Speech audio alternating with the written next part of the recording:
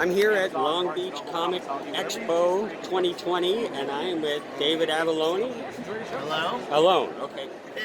No, Avallone. You got it right the first It was Avallone? That is the Italian pronunciation. Okay. I blame Sylvester Stallone for the fact that everyone pronounces my name wrong, because he let them pronounce his name wrong. And you know, there are a lot of people I meet in the industry that have a little, Pepos. Yeah. I'm sure you get people messing up. Well, you did it. You did it at the panel yesterday. Yep. Yeah, David Pepos. Yeah, it happens all the time. Yeah. I just learned to live with it. And so welcome. Thank you. Lovely to be on. Thank you. Let's start off with talking about Drawing Blood. Sure. You partnered with Kevin Eastman. Yes. Co-created, and you have Ben Bishop working with you. And Troy Little. I'm sorry? Troy Little. Troy the Little. artist who does the ragdoll stuff. Okay. Tremendous artist. They're all incredibly talented people. I'm very lucky. I can't remember when it was, 2015 maybe, I met Kevin at Emerald City Comic Con. We were introduced by a mutual friend in a bar. And we actually bonded. Our first conversation was about 1970s World War II comics, which is something we both loved when we were a kid. I had recently met Russ Heath, who's sort of a hero, amazing artist from that period. And we became friends, ran into each other at cons a bunch of times, a couple of parties at IDW and things like that, because he was working down there. And maybe about half a year after we met, he said there was something that he had been working on for years and he had never really cracked. And would I be interested in taking a shot at it, pitching it, and that was Drawing Blood. And and you had a successful Kickstarter for the first volume. Yes. Which you turned into a 4-issue miniseries. First a graphic novel is what they got with four issues, and the Ragdolls was the one shot? It was a one shot, but it was also it was the add-on perk if we got to a certain number on the stretch goals. Right. And as you do, we made sure that it went to the Kickstarter people first, and then we did through Diamond, we self-published, and we broke the Drawing Blood graphic novel into 4 floppies. Which we're going to be giving away some signed copies. Yes. So thank you so much for that. Oh, my pleasure. My pleasure. We're excited about that. And we made sure one of the, we promised exclusivity. So everything when it went to stores, it had different covers. Some had different extras in the back than it had. The one that we did the least differentiation on is in the Kickstarter. The Ragdolls were out at night, and when we wanted to redo the cover for the newsstand, it's sunrise in the or the other way around. Excuse me. Yeah, on the regular issue, it's sunrise instead of night. Really? That's the difference between the Kickstarter and the newsstand cover. There you go. But we also did.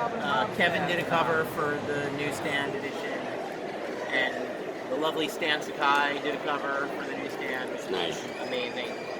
But anyway, and now we did a Volume 2 Kickstarter. And that was just recent, not too long ago, successful. In September, and Ben is busily drawing issue 5. He's finished, and I have to finish his script. Anybody here fans of Calvin and Hobbes? Dive into that. Calvin and Hobbes fans. And Troy Little, who did the Ragdolls interiors, is doing a Ragdolls double-sized 40-page adventure.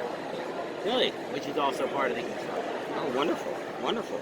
And so, like the first volume, will you, after the second volume's put out, will you go floppies on the singles? The Ragdolls did really great in floppies, Drawing Blood, since it's a more adult, more, I don't want to say mature, but it's not standard comic book fare. And I'm one of those people, there shouldn't be standard comic book fare. This is funny animals in wacky costumes fighting crime. This is a middle-aged guy dealing with show business. So it's exciting and it's fun and entertaining, but it's not a guy in tights beating people up. So instead of the floppies sold incredibly well for a new piece of IP that no one had ever heard of before, but for the time and energy we put into them, it wasn't necessarily enough to convince us to do it again. So once the the next trade paperback makes it to the Kickstarter fans, like last time, Right. instead of soliciting a new #1 issue, we're just going to do another trade paperback. We're going to skip the floppies and go straight to Volume 2 trade paperback. Okay. But the RAGDOLLS adventure will be out as a double-sized floppy. Okay, awesome. Let's jump over to your work at Dynamite. I don't know if you're ever Dynamite? nicknamed Dynamite Dave or... I do a lot of stuff for Dynamite. Yeah. One of the You know, you nicest work things- with some of their major properties, Yeah. like Doc Savage, Bettie Page, Elvira, and, you know, writing recent titles is Bettie Page Unbound, Yeah. Elvira, Mistress of the Dark, and Shape of Elvira. Shape of Elvira. Yep. So, let me ask you, how does it feel being kind of the architect for the publisher and the character's history, or even legacy at this time? You know, you're really, you're obviously having fun with some of the, the Totally. characters, and but is there any pressure or a bar you No, feel you need to there's- maintain, or? I don't know. I mean, there's pressure. Well, I would split it into two parts. There's Doc Savage and the Shadow and Vampirella that are legacy comic book characters that have a long history. Doc and the Shadow obviously predate comic books. One of the reasons I got on those books is I'm a fan since my childhood of those two properties. There are probably less people under the age of 75 that are super familiar with the Shadow and Doc Savage, but I was, and I mean, I'm a fan, so I don't feel a pressure to please Doc Savage fans, because anything I write is going to please a Doc Savage fan, and that's me. And anything I write with the Shadow is going to please a Shadow fan, because I'm a huge Shadow fan. So I didn't feel like, oh, I got to get it like this. I think I'm going to get it right because I love it and I know why it works and why it's good. Right. Bettie and Elvira have been in comic books before, but I can say honestly, I've never read the previous Elvira comics.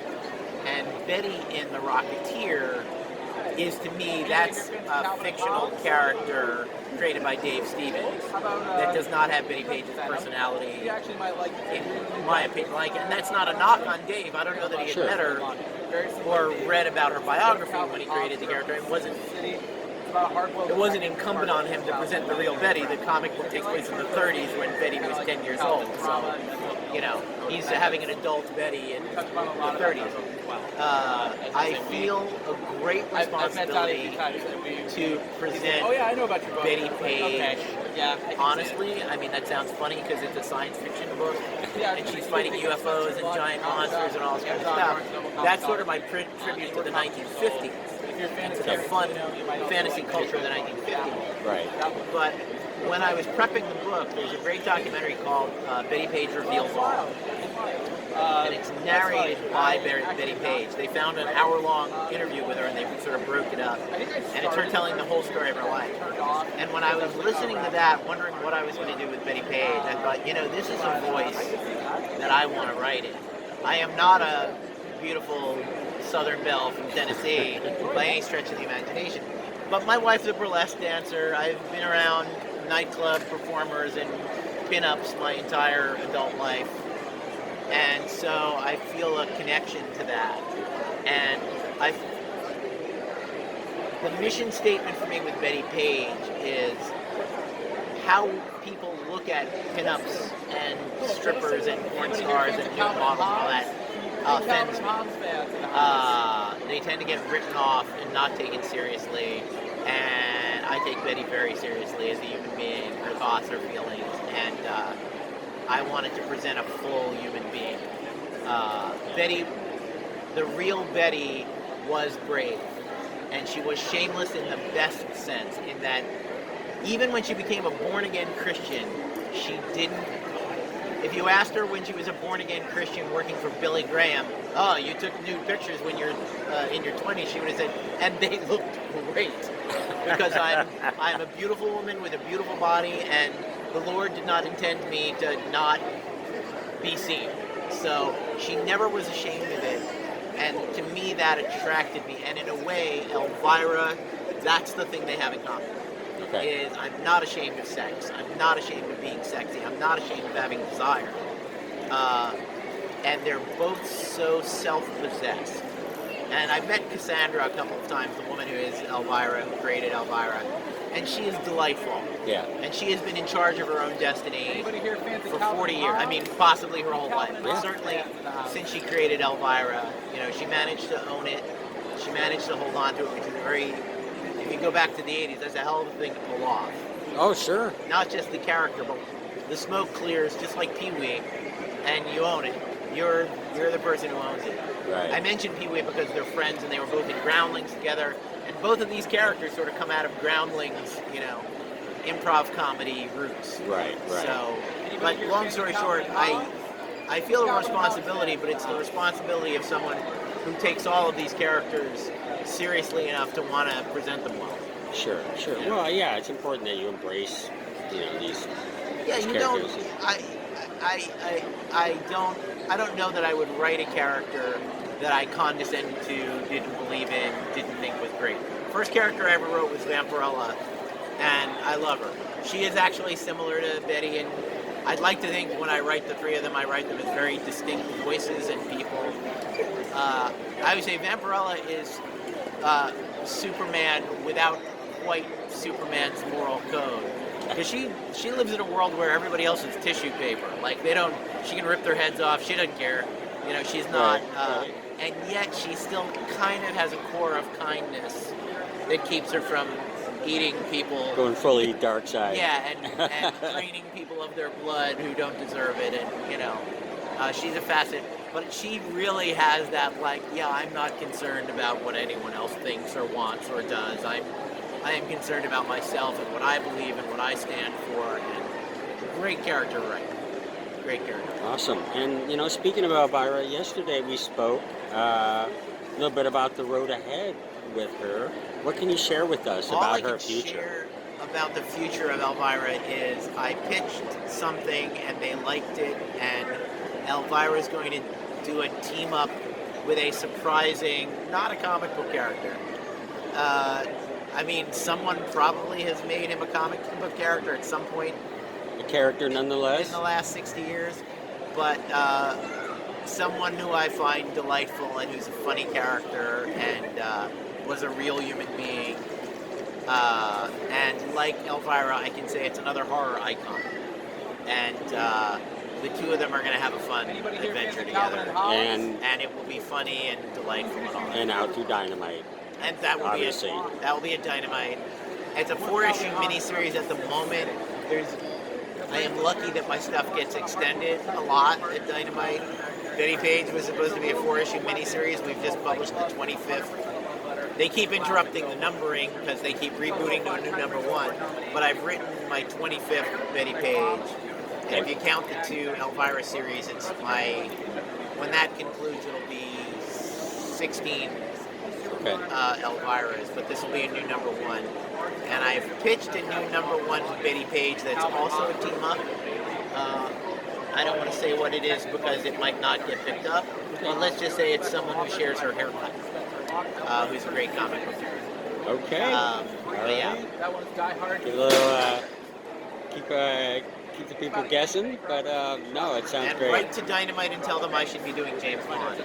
James Bond, there That's you what I go. want from the fans. 007. Kat Staggs, my friend Kat, is an amazing artist, an astonishingly good artist. Is, to my surprise, I found out, huge James Bond fan, and she said, tell Dynamite, if you get on James Bond, I will do interiors for that book, no problem.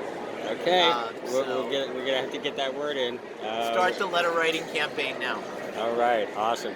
David, thank you so much Oh, for my taking pleasure. the time, and My absolute pleasure. I hope you have a great rest of your show. Thanks, you too.